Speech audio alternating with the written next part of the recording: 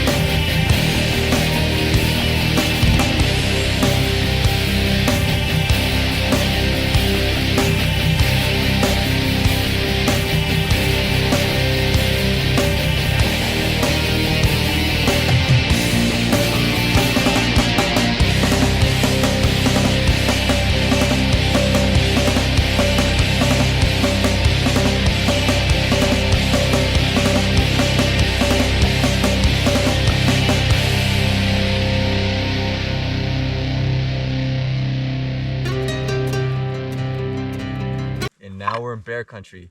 So guess what we're gonna have for dinner tonight? We're gonna have some salmon, some asparagus, and some potatoes. All right, so potatoes are gonna take the longest, we think. We're not chefs. Don't listen to our advice, except how we teach you how to cook something. So, I'm gonna slice them. I just cut myself. You're gonna cut the video. Yeah. All right, so back to slicing the potatoes. This is why you always carry a first aid kit. Actually, though, you really should do that if you go camping. You should carry a first aid kit.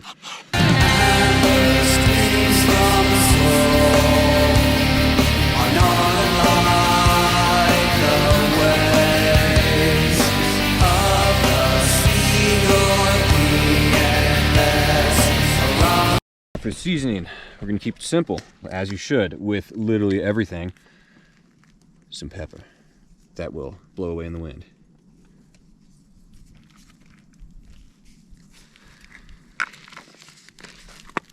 Just roll it around, preferably not with the bloody thumb. Now we add the salt. Now you may have noticed we're using old pill bottles.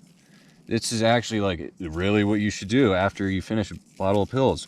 So all you fake junkies in middle America that think they don't have an opioid problem, when you're done with your Oxycontin, you can reuse it for salt and pepper. All right, so to fry stuff, we need some oil. So we got some coconut oil, because it's fucking delicious, honestly. And it doesn't burn, that easily. But it's also delicious. So we're just gonna put that amount in and see how much oil it makes. All right, now we gingerly put them in the oil. Not all of them.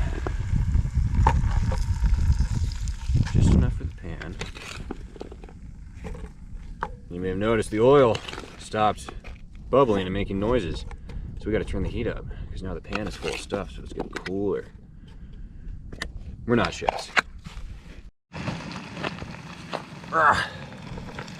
All right, now the asparagus. Now the pan will not fit this whole stalk of asparagus, so we gotta cut it up.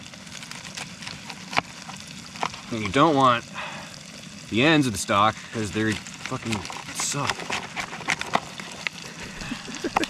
All right, so for the asparagus, we're gonna pretty much just baste it in butter. So for that, we're gonna use half a chunk. Just gonna let that melt.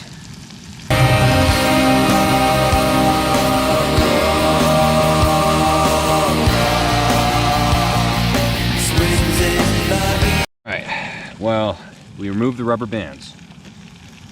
And down has gone the butter, so in will go the asparagus.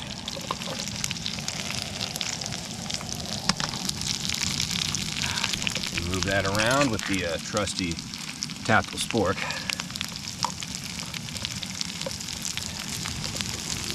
You know what, let's just put a little more butter. Won't hurt. Oh shit, it's unsalted, god damn it. So the butter is unsalted, which you should never do. So, well, we're already gonna do this anyway. We're gonna add, well, guess what? Salt and pepper.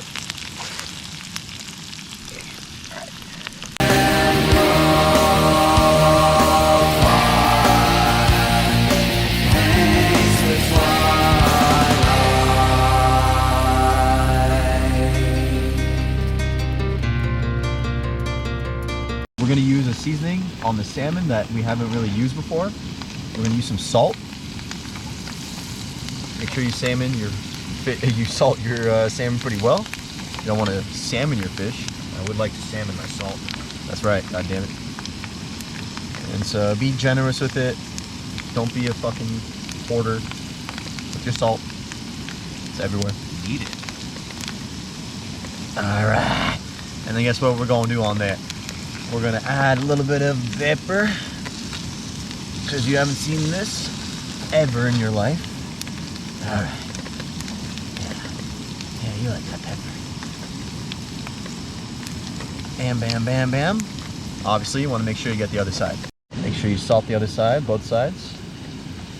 Important with your meat.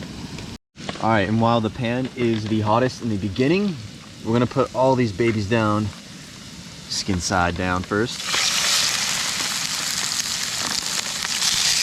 2 at a time, you don't want to overcrowd the pan.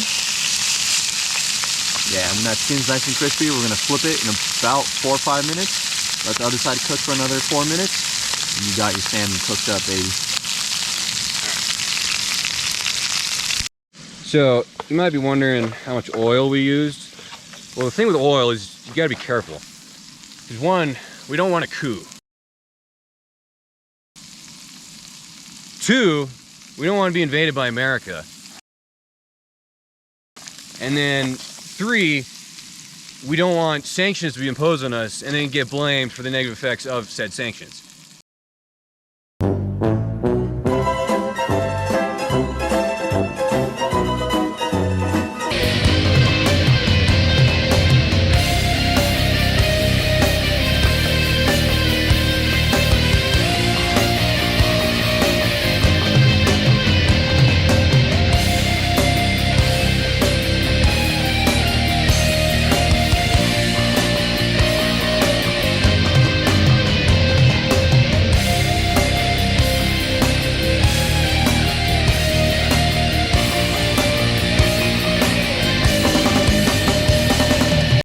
So what you may not know is oil is hot, so you don't want to use your hands.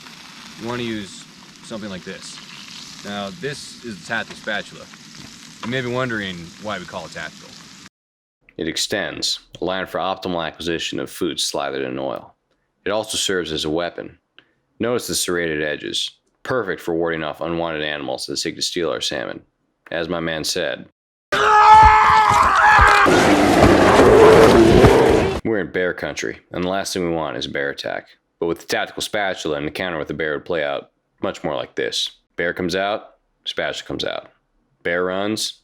We stay, because we're the apex of the system. What the Bank of International Settlements is to the banking world, that's us to the backpacking world. But we're not in Basel, Switzerland eating goddamn chocolates and crashing global economies. Fuck chocolate. We're in the mountains of Yosemite Valley, California, eating fish, asparagus, and potatoes. And finding ourselves, because all this is it. There's nothing else. Everything we just came from, it's fake. It's not real. Our jobs, our bank accounts, our relationships, it's all fake.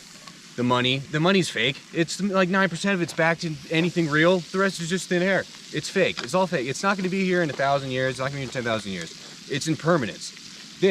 All this is permanent. This is truth. And it's by exploring and experiencing this truth that you may just find a truth within yourself. Now back to the fish.